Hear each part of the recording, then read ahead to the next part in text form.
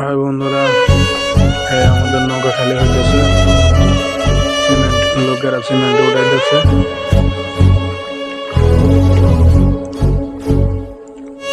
আশা করি আগামীকাল খালি হয়ে যাবে।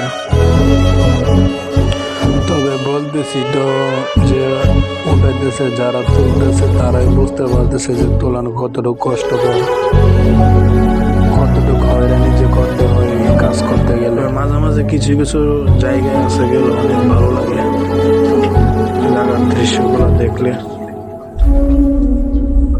অনেক আনন্দ লাগে মনের মাঝে, যে